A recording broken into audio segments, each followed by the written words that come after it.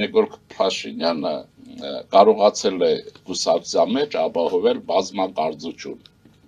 Ինչը որ ռուսական տոտալիտար ուղեղին ֆաշիստացած եւ հայկական հասկանալի չի, ոնց կլինի, եթե Լենինը Ստալինը ծեր մտածում, այսպես է մտածում, այդ մեկ բազմակարծություն, ինչը որ քրիստոնյա ժողովրդավարական կուսակցությունների ոչ միայն մեր հիմնական պոստուլատներից մեկն է։ Հիմա մեկ